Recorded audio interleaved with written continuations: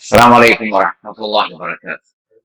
الحمد لله الحمد لله رب العالمين والصلاة والسلام على رسوله الأمين وعلى آله وصحبه أجمعين وعلى من اتبع الهدى إلى يوم الدين. മക്കയിലെ കഅബാലയം പൊന്നുപോലെയാണ് ഖുറൈശികൾ കാത്തു സൂക്ഷിച്ചത്. ഹലാലായ പണം മാത്രം ഉപയോഗിച്ചുകൊണ്ടാണ് അവര് അത് പുതുക്കി പണിയത്. ഹജറുൽ അസ്വദ് വെക്കാൻ അവര് തിരക്ക് കൂട്ടുകയുണ്ടായി, തമ്മിൽ ബഹളമുണ്ടാക്കുകയുണ്ടായി. അത്രയും ബഹുമാനിച്ചുകൊണ്ടാണ്. പക്ഷേ ശിർക്കും ബിദ്അത്തുമെല്ലാമുള്ള ഹജ്ജും ഉംറയുമാണ് അവർ നിർവഹിച്ചത്. അവിടെ സൂറത്തുൽ ബഖറ 114-ാമത്തെ ആയത്ത്, ومن أظلم ممن منع مساجد الله أن يذكر فيها اسمه وسعى في خرابها أولئك ما كان لهم أن يدخلوها إلا خائفين لهم في الدنيا خزي ولهم في الآخرة عذاب أليم. അള്ളാഹുവിന്റെ മസ്ജിദുകളിൽ നിന്ന് അള്ളാഹുവിന്റെ അടിമകളെ അവനെ ഓർക്കുന്നതിന് തടയുന്നവനേക്കാൾ വലിയ അക്രമി ആരുണ്ട്? അവിടെ പ്രവേശിക്കാൻ തന്നെ ഭയഭക്തിയോടുകൂടിയല്ലാതെ അവർക്ക് അധികാരമില്ല. അത് പൊളിക്കാൻ ശ്രമിക്കുന്നവനേക്കാൾ വലിയ അക്രമി ആരുണ്ട്? സുബ്ഹാനല്ലാഹ്. മക്കയെ കഅബാലയത്തെ പൊളിക്കാൻ അവരാരും ആഗ്രഹിച്ചിട്ടില്ല. പൊളിക്കാൻ വന്ന അബ്രഹത്തിന്റെ ആനപ്പടയെ എന്താണ് റബ്ബ് ചെയ്തത് നമുക്കറിയാം. പിന്നെന്താണ് വിഷയം?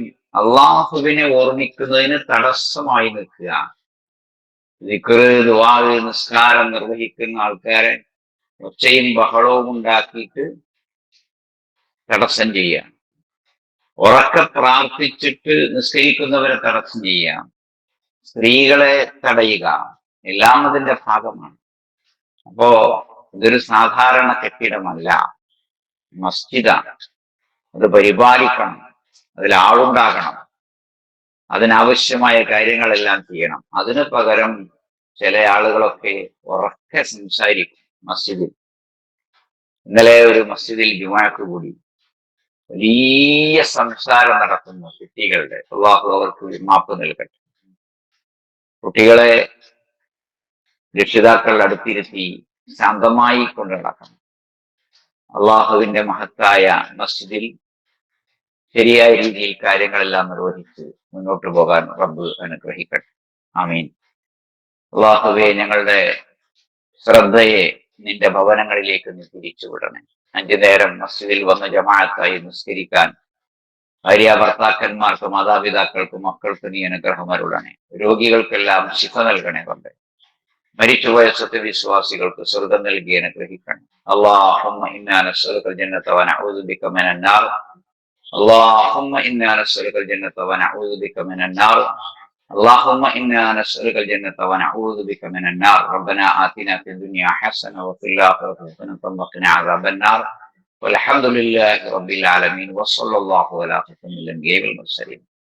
سبحانك اللهم وبحمدك أشهد أن لا إله إلا أنت أستغفرك وأتوب إليك. السلام عليكم ورحمة الله وبركاته.